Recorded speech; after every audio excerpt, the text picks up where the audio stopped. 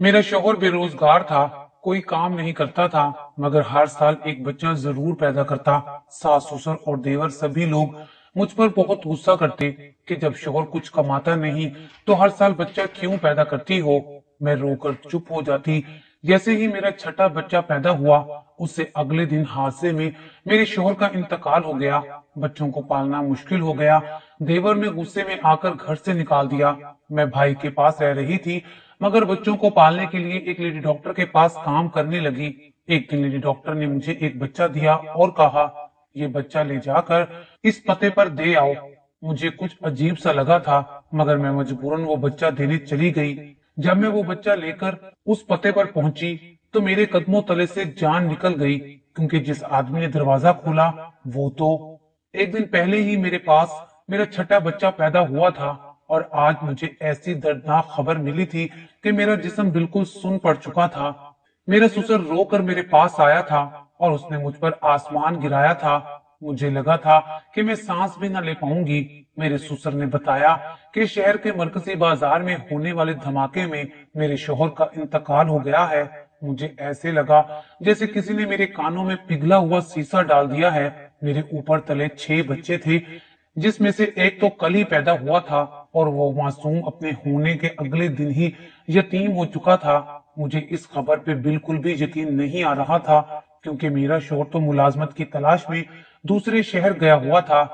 फिर भला वो शहर के मरकजी बाजार में क्या कर रहा था। लेकिन मेरे ससुर ने बताया कि घर वापस आते वक्त उसके साथ ये वाकया पेश आया है। निशानी के तौर पर उसके कपड़ों के टुकड़े और शनाख्ती कार्ड उसी जगह से मिला है।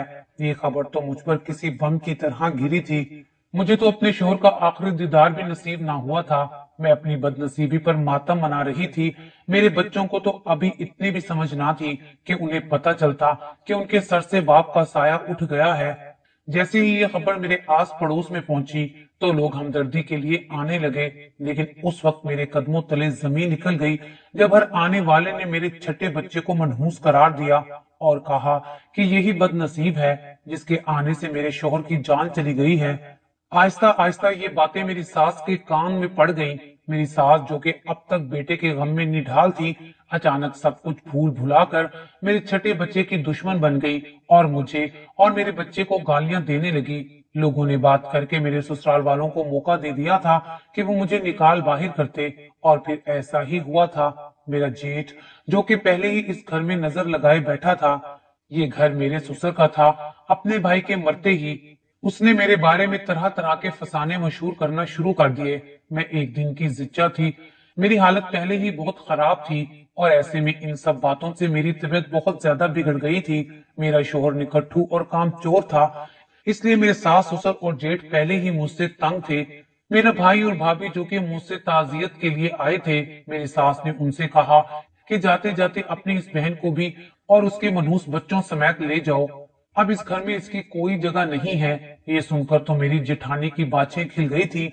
बहुत अरसे से उनकी नजर इस कमरे पर थी जिसमें मैं अपने बच्चों के साथ रहती थी, क्योंकि ये कमरा उस घर का सबसे बड़ा कमरा था। चूंकि मेरे निकलते ही अब ये उनके कब्जे में आ गया था, लेकिन भला मुझे अब इस कमरे से क्या सरोकार हो सकता था। मेरी जिंदगी में जिसके दम से सारे रंग थे वो तो रहा नहीं था। मैं रोती से सकती अपना सामान बांध रही थी जब मेरे कानों में मेरी भाभी की सरगोशी सुनाई दी। वो दबे दबे लहजे में भाई से कह रही थी कि हम यहाँ ताजियत करने के लिए आए थे, ना कि तुम्हारी बहन को उसके 6 बच्चों समेत यहाँ से अपने साथ ले जाने के लिए। तुम्हारी बहन ने हर साल का एक बच्चा पैदा किया है। हमारे घर में ना ही इतनी जगह है और ना ही इतनी गुंजाइश कि हम तुम्हारी बहन और इसके 6 बच्चों को पाल सकें। मेरी भाभी की बात ने तो मेरा कलेजा चीर कर रख दिया था। मेरे माँ बाप तो थे नहीं, बस एक भाई भाभी का ही आसरा था। और आज मुझे समझ आ गया था कि माँ बाप के मरने के बाद औरत का कोई मैका नहीं होता। मेरी भाभी मुझे रखने के लिए राजी ना थी। अगर वो आज मुझे यहाँ से लेकर जाती भी तो वहां पर हर दिन मेरा और मेरे बच्चों का क्या हाल होता, और आप लोग समझ ही सकते हैं। मैं सामान वही छोड़कर अपनी सास के कमरे में आ गई और उनके कदमों में बैठ गई। मैंने उनसे इल्तजा की कि मुझे यही रख लें, मुझे इस घर से ना निकालें। मैं उनके बेटे की बेवा हूँ और अभी इद्दत में हूँ। मेरा छोटा सा बच्चा है जो अभी 1 दिन का मासूम है, लेकिन मेरी सास ने मुझ पर कोई तरस ना खाया। और कहने लगी कि तेरा बच्चा मासूम नहीं है बल्कि मेरे बेटे का कातिल है। मेरी जिठानी कहने लगी कि अपनी जिंदगी में कौन सा मेरा देवर तुमसे खुश था, तुमने उसे कभी सुकून न लेने दिया था और आज तुम उसके नाम से यहाँ क्यों सुकून से रहना चाहती हो। मेरी जिठानी की बात सुनकर तो मेरी सास ने मजीद नफरत से मुझसे मुंह मोड़ लिया और मैं बहुत मजबूरी के आलम में अपने बच्चे और सामान उठाए भाई भाभी के साथ अपने शोहर के घर से निकल पड़ी। मुझे यकीन ही नहीं आ रहा था कि मैं किस तरह बेआसरा हो जाऊंगी और अहमद मुझे छोड़ गया है। ऐसा लगता था जैसे कल की बात है जब मैं अहमद की दुल्हन बनकर इस घर में आई थी, जबकि इस बात को 7 साल बीत चुके थे। अहमद बहुत मोहब्बत से मेरा हाथ पकड़कर मुझे इस घर में लाया था और इस घर में मेरी और अहमद की बहुत सारी यादें थी और मेरे सारे बच्चे इसी घर में पैदा हुए थे। मैं अपनी सारी यादें उसी दहलीज पर छोड़कर अपने भाई के घर आ गई थी। मैंने अहमद के साथ जो 7 साल गुजारे थे वो बहुत मुश्किल जरूर थे, लेकिन मुझे इस बात का इत्मीनान था कि मेरे बच्चों के सर पर उनके बाप का साया है। अहमद हमेशा ही नौकरी को लेकर बहुत परेशान रहता था। अक्सर उसकी नौकरी छूट जाती थी और वो घर में बैठ जाता था। मेरे ससुर और जेठ हमारा खर्चा उठाते थे और इसीलिए मैं अपनी जेठानी को बहुत बुरी लगती थी। अहमद कहते थे कि इसमें मेरा कसूर है, मैं तो शादी से पहले अच्छा भला कमाता था, जरीना की किस्मत में ही दौलत नहीं है, इसलिए मेरी नौकरी बार बार छूट जाती है। और मेरे ससुराल वाले भी मुझे इस बात का इल्जाम ठहराते थे कि मेरा नसीब ही खोटा है, जैसे तैसे मैं अपने बच्चों को पाल ही रही थी। मेरी जेठानी हर निवाले पर मेरी औलाद को ताना मारती थी कि ये उसके शोहर की कमाई है, लेकिन मेरी मजबूरी थी, मैं सब बर्दाश्त करती थी क्योंकि अहमद के पास कोई नौकरी नहीं थी। और फिर अहमद हर साल एक बच्चे का बाप बन जाता और मुझे मजीद ताने बर्दाश्त करने पड़ते। अब अहमद नहीं रहा तो मेरे ससुराल वालों ने खुलकर मेरे खिलाफ महाज खड़ा कर लिया था। मैं अपने भाई के घर तो आ गई थी, लेकिन मैं जानती थी कि मेरी भाभी भी मेरे साथ वही सलूक करने वाली है जो जिंदगी भर मेरी जेठानी ने किया था। मैंने अपने भाई से कहा कि आप ऊपर की मंजिल पे बना कमरा मुझे दे दीजिए और मैं इद्दत पूरी करने के बाद कोई छोटी मोटी नौकरी करके अपना और अपने बच्चों का खर्चा उठा लूंगी।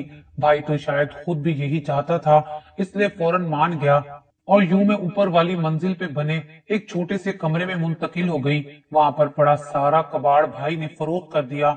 असूलन तो इस कमरे में मेरा भी कुछ हिस्सा बनता ही था, लेकिन मेरा हाल ऐसा नहीं था कि मैं भाई से इस तरह की कोई बात करती। मेरी इज्जत पूरी होने तक मैंने भाभी के सारे काम मुलाजमों की तरह किए और बदले में मुझे और मेरे बच्चों को 2 वक्त की रोटी नसीब होती रही। मेरे भाई का तो ऐसे लगता था कि उसके मुंह में जुबान ही नहीं थी। वो मुझ पर होने वाले जुल्म देखकर भी खामोश था और जैसे ही मेरी इद्दत पूरी हुई मैंने अपनी एक दोस्त के तवज्जो से एक छोटे से क्लिनिक में नौकरी कर ली। ये क्लिनिक मेरे घर से बहुत दूर था, लेकिन मेरी दोस्त के किसी जानने वालों का था, इसलिए मुझे अच्छी तनख्वाह में काम मिल गया था। मैंने अपने बच्चों को एक सरकारी स्कूल में दाखिल करवा दिया और खुद बच्चों के स्कूल जाते ही मैं काम के लिए निकल जाती। उस क्लिनिक में एक लेडी डॉक्टर बैठती थी जिसके पास रोज बहुत सारे मरीज आते थे और वो एक मशहूर लेडी डॉक्टर थी और रश ज्यादा होने की वजह से मुझे भी बहुत काम करना पड़ता था। क्लिनिक के पिछले हिस्से में एक छोटा सा लेबर रूम भी था जहां डॉक्टर डिलीवरी का काम भी करती थी। मैं उस क्लिनिक में एक आया के तौर पर काम करती थी और डॉक्टर के साथ साथ हर जगह मौजूद रहती थी। जब भी किसी औरत के पास बच्चे की पैदाइश होती तो मुझे अपने छोटे बच्चे की पैदाइश का वक्त याद आ जाता। बहुत शदीद तकलीफ के बाद मैंने अपना छोटा बच्चा जन्म दिया था। लेडी डॉक्टर मुझ पर बहुत नाराज थी क्योंकि मेरा हर साल का एक बच्चा था। मेरा जिस्म दर्द की तकलीफ से टूट रहा था और डॉक्टर ने साफ लफ्जों में कहा था कि अब अगला बच्चा पैदा करने यहाँ ना आना। मेरी आंखों से आंसू बह रहे थे। मैं खुद भी नहीं चाहती थी कि मैं इस तरह एक बच्चा पैदा करने वाली मशीन बन जाऊं, लेकिन मेरे बेरोजगार शोहर के लिए तो ये एक आम सी बात थी। वो हमेशा यही कहता था कि बच्चा पैदा करना कौन सा मुश्किल काम है, तुम बिला वजह ही शोर करती हो। अहमद को कौन सा अपनी जेब से बच्चे के खर्चे पूरे करने होते थे, लेकिन मेरी हड्डियों में अब इतनी जान नहीं रही थी। छठे बच्चे की पैदाइश पर मैंने सोच लिया था कि अब किसी भी सूरत में अगला बच्चा पैदा नहीं करूंगी, लेकिन मुझे क्या खबर थी कि अहमद ही मेरे साथ नहीं रहेंगे। दिन बहुत मुश्किल से गुजर रहे थे। मैं सारा सारा दिन क्लिनिक पर काम में मसरूफ रहती और जब घर आती तो मेरे बच्चे भूखे बैठे होते और फिर मैं जल्दी जल्दी खाना बनाकर उन्हें खिलाती। बड़े 4 बच्चों को मैंने स्कूल में डाल दिया था जबकि छोटे 2 बच्चे मैं अपने साथ ही ले जाया करती थी। क्लिनिक में काम करने वाली दूसरी औरत भी मेरी मजबूरी से वाकिफ थी, इसलिए वो भी मेरे बच्चों का ख्याल कर लिया करती थी। मेरे ससुराल और मेरी भाभी से बेहतर तो ये गैर लोग थे जो मेरा ख्याल करते थे। एक दिन एक औरत शदीद तकलीफ की हालत में अस्पताल आई। उसकी डिलीवरी का वक्त करीब था, लेकिन वो अकेली थी। उसने डॉक्टर को बताया कि उसके शौहर की तबीयत बहुत खराब है, इसीलिए वो उसके साथ अस्पताल नहीं आए और उसके शौहर के अलावा कोई भी नहीं है। पहले तो डॉक्टर ने उस पर गुस्सा किया, लेकिन उस मरीजा की हालत ऐसी नहीं थी कि उसे मजीद रखा जाता, इसलिए डॉक्टर ने फौरन ही उसकी डिलीवरी कर दी।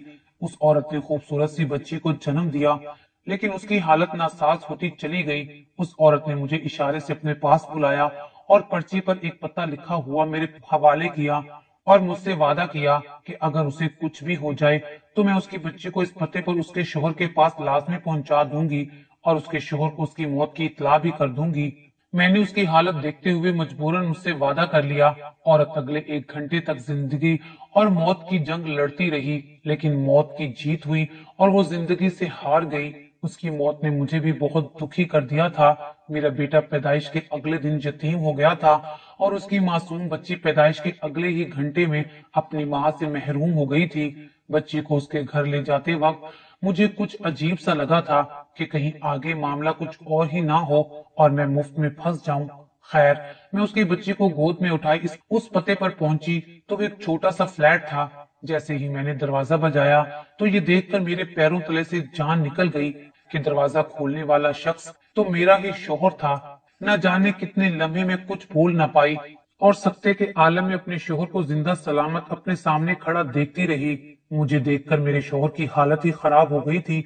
उसके तो वहमो गुमान में भी नहीं था कि मैं यहाँ आ सकती हूँ। वो मेरे मुंह पर दरवाजा बंद करने ही वाला था कि जब मैंने कहा, अहमद अपनी बच्ची तो ले लो। ये सुनकर वो एकदम चौंक गया और मेरी तरफ देखने लगा। मैंने अपनी गोद में मौजूद नन्हे वजूद को अहमद की तरफ बढ़ाया। अहमद ने उस बच्ची को अपनी गोद में ले लिया और बहुत मुश्किल से मुझसे पूछा कि खिजरा कहाँ है। मैंने उसे बताया कि वो इस बच्चे की पैदाइश पर दम तोड़ गई है। ये सुनकर अहमद जैसे अपने होश खो बैठा और मुझसे कहने लगा, तुम जानबूझकर मुझसे झूठ बोल रही हो, मुझसे बदला लेने की खातिर तुम ये सब कह रही हो। मैंने अहमद से कहा कि यहाँ तक आने से पहले मुझे हरगिज भी खबर ना थी कि इस बच्ची के बाप तुम हो। मैं तो इस औरत के कहने पर इस बच्ची को उसके बाप के हवाले करने आई थी। अहमद घुटनों के बल बैठकर रोने लगा, लेकिन मुझे उस पर जरा भी तरस नहीं आ रहा था, क्योंकि मैं बहुत पहले ही अपने अहमद को खो चुकी थी। बच्ची को अहमद के हवाले करने के बाद मैंने उसे कहा कि खिजरा की मैयत को क्लिनिक से ले जाओ, और जैसे ही मैं वापस जाने के लिए मुड़ी तो अहमद ने मुझे आवाज देकर रोका। मैंने पलटकर एक निगाह अहमद पर डाली तो मुझे एहसास हुआ कि मेरा सबसे छोटा बेटा बिल्कुल अहमद की शक्ल का है, लेकिन अहमद कितना बदनसीब था कि जिसने अपने बेटे को सही तरह से देखा भी नहीं था, जो कि मेरे साथ आया था। अहमद मेरे साथ क्लिनिक तक आया और फिर खिजरा की मैयत की तदफीन का इंतजाम करने लगा। अहमद ने खिजरा की बेटी को मेरी गोद में डाल दिया और कहने लगा कि इस वक्त तुम्हारे अलावा और कोई नहीं जो इस बच्ची को थोड़ी देर के लिए अपने पास रखे। अहमद की हालत बहुत खराब थी, शायद वो बहुत ज्यादा बीमार था। उस नन्ही सी बच्ची का कोई कसूर नहीं था, इसलिए मैंने उसे अपनी गोद में ले लिया। वो मासूम बिलक बिलक कर रो रही थी, शायद उसे एहसास था कि वो अपनी माँ से बिछड़ गई है। अहमद ने कहा कि वो खिजरा की मैयत को दफन करके इस बच्ची को ले जाएगा। मैं क्लिनिक पर ही उस बच्ची को लेकर अहमद का इंतजार करने लगी। दोपहर से शाम हो गई। जब अहमद क्लिनिक वापस आया, मैंने जैसे ही बच्ची को उसके हवाले किया तो वो मुझसे पूछने लगा कि क्या तुम कोई सवाल नहीं करोगी। मैंने अहमद से कहा कि मैं आपको नहीं जानती, मेरे शोहर के इंतकाल को साल गुजर गया है और अब मैं एक बेवा औरत हूँ जिसके 6 बच्चे हैं और जिनकी परवरिश के लिए मैं इस क्लिनिक पर जॉब करती हूँ। इससे ज्यादा मुझे कुछ इल्म नहीं है। मेरे तल्ख रवैये ने अहमद को जैसे आईना दिखा दिया था। अहमद खुद ही रोता हुआ मेरे सामने बैठ गया और मुझसे कहने लगा कि वो बेरोजगारी से बहुत तंग आ चुका था। उसने नौकरी ढूंढने की बहुत कोशिश की थी, लेकिन उसे कहीं नौकरी ना मिली। उसे अच्छे से अंदाजा था कि उसके भाई और भाभी किस तरह हमारे लिए एक एक निवाले पर बच्चों को ताना देते हैं। وہ کہنے لگا کہ جب چھٹے بچے کی پیدائش پر وہ مجھے ہسپتال میں چھوڑ کر گھر واپس آیا تو اس کے بڑے بھائی نے اسے بہت برا بھلا کہا تھا اور صاف لفظوں میں کہا کہ اب وہ میرا اور میرے بچوں کا خرچہ نہیں اٹھا سکتا اور اب مجھے اپنی بیوی بچوں کے ساتھ یا تو یہ گھر چھوڑ کر جانا ہوگا یا پھر کوئی اور کام کرنا ہوگا۔ میں نے اپنے بھائی سے کہا کہ میں مستقل کسی اچھی نوکری کی تلاش میں ہوں اور جیسے ہی نوکری مل جائے گی میں خود اپنے بیوی بچوں کا خرچہ اٹھا لوں گا۔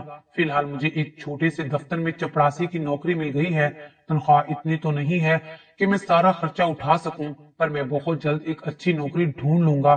لیکن اچانک بھائی کے ساتھ ساتھ ابا بھی مجھ پر ناراض ہو گئے کہ اب ایک اور بچہ لے کر اس گھر میں نہ آنا۔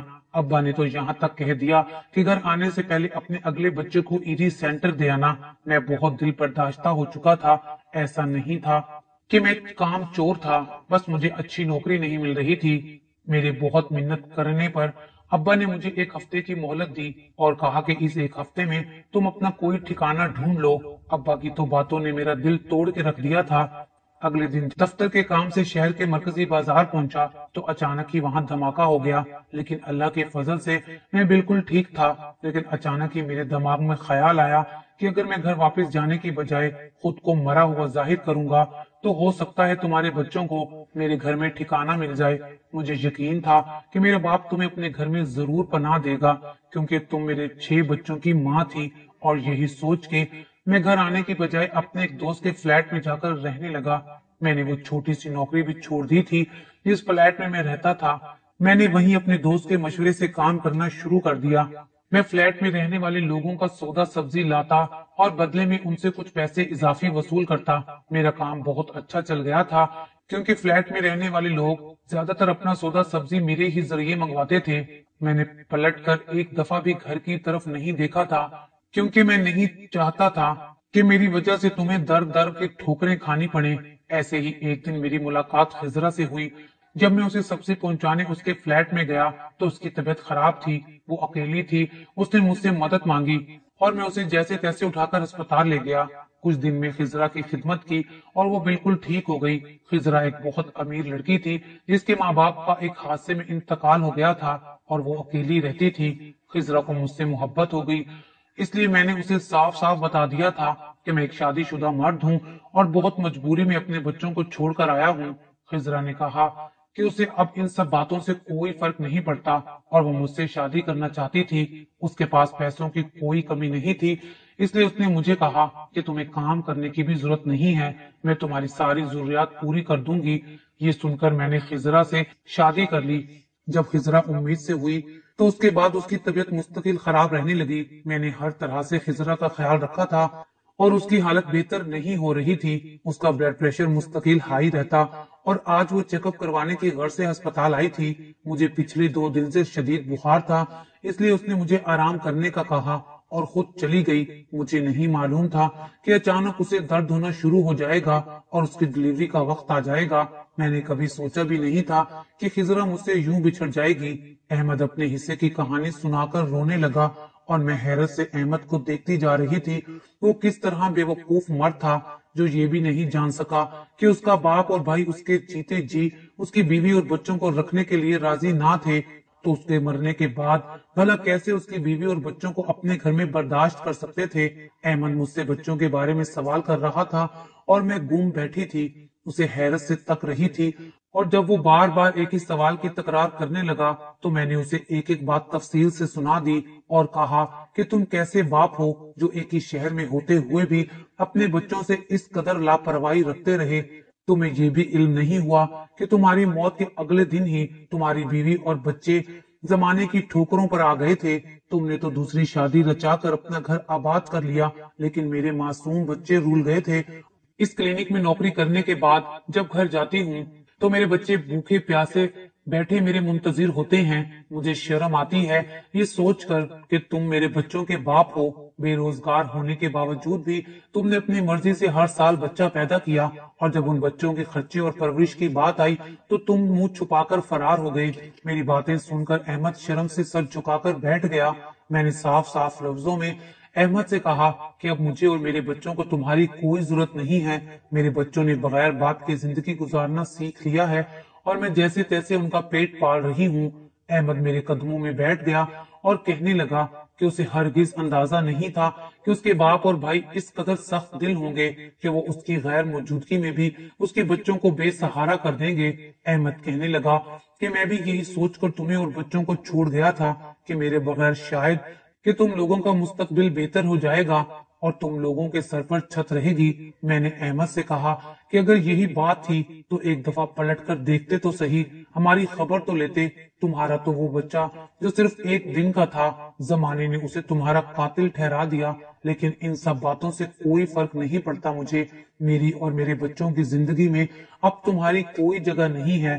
احمد نے میرے پاؤں پکڑ لیے اور کہنے لگا کہ مجھے معاف کر دو، اس سے غلطی ہو گئی ہے اور وہ اس قابل ہے کہ مجھے اور میرے بچوں کو سہارا دے سکتا ہے، وہ ہمیں چھت مہیا کر سکتا ہے۔